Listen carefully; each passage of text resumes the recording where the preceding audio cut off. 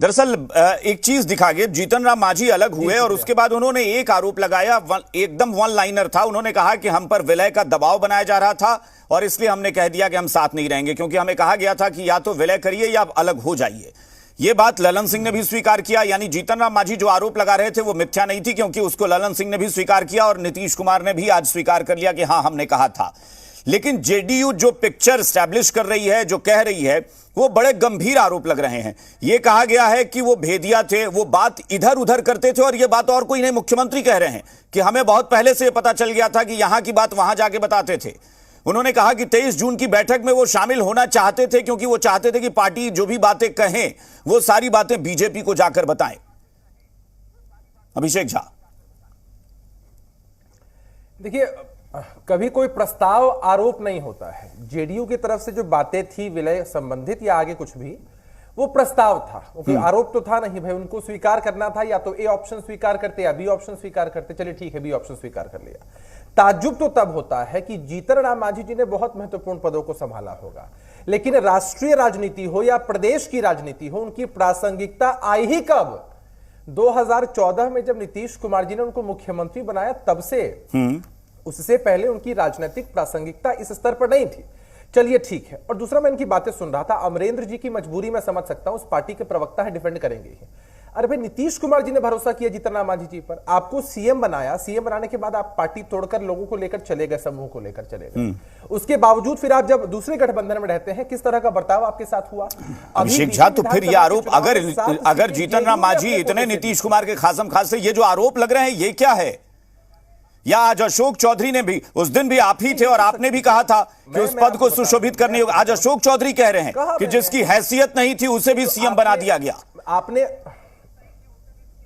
आपने शायद उस दिन मेरी बात को थोड़ा हल्के में लिया होगा। आपने कहा कि बहुत महत्वपूर्ण पद। अच्छा बताइए, अगर हमने आपको कुछ बनाया है, मान लीजिए मैंने ही किसी को बनाया, किसी ने मुझ पर भरोसा करके मुझे बनाया, और उसके हिसाब से मैं जस्टिफाई नहीं कर पा रहा हूं चीजों को, तभी तो हटाया जाएगा। ऐसा तो है नहीं कि वेल क्वालिफाइड, इससे बेहतर सीएम देश को मिल ही नहीं सकते थे, या देश में सीएम थे ही नहीं ऐसे, या प्रदेश में ऐसे सीएम हो ही नहीं सकते थे। तो कुछ चीजें थी, उस समय की वस्तुस्थिति थी। अभी की वस्तुस्थिति यह है कि इनकी विश्वसनीयता पर क्वेश्चन मार्क हमेशा है। वो खुद ही प्रमाण मांग रहे हैं, वो प्रमाण मांग रहे हैं ना कि भाई कोई प्रमाण होगा कि आप ऐसे ही चले गए तो आरोप लगा देंगे कि भेदिया थे। समय आने पर हर प्रमाण को सामने किया जाएगा, और राजनीति में हल्की बातों पर निर्णय नहीं लिया जाता है। और नीतीश कुमार जी जब कोई निर्णय लेते हैं, हमारे राष्ट्रीय अध्यक्ष कोई निर्णय लेते हैं, तो हल्की बातों पर नहीं लेते हैं अभिषेक जी, कि बस मीडिया में खबरें चली उसके हिसाब से हमने निर्णय ले लिया। आप खुद सोचिए कि कितने कंफ्यूज थे कि कुछ समय पहले तक कसम खा रहे थे। जेडीयू की किसी इंसान ने कसम खाया क्या? किसी ने कसम खाया कि नहीं नहीं हम जब तक रहेंगे। एक मिनट, कोई एक ऐसा कारण बताइए कि उस कारण आपने अपनी बारी में कह दिया, आपने अपनी बारी में कह दिया, तो फिर कसम क्यों खा रहे थे? जब तक रहेंगे नीतीश कुमार जी के साथ रहेंगे।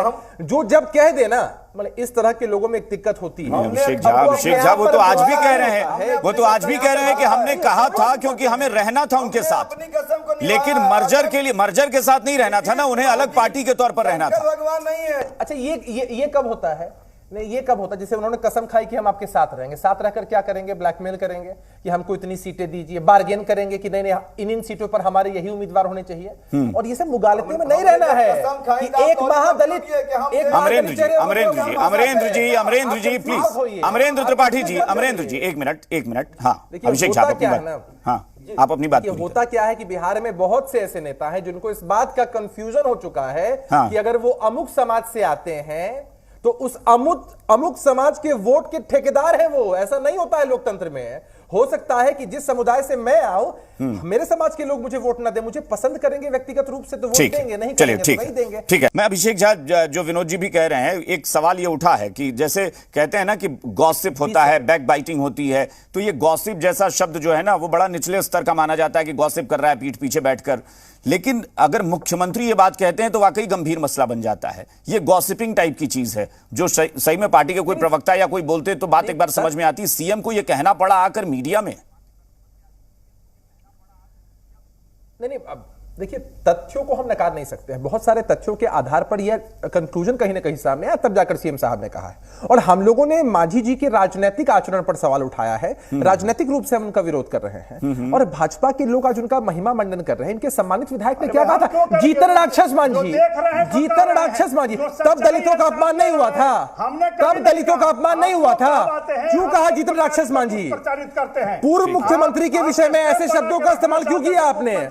किस मुंह से आपने कहा कि जीतन राक्षस मांझी नाम रख लीजिए? हटाइए ऐसे विधायक को आप।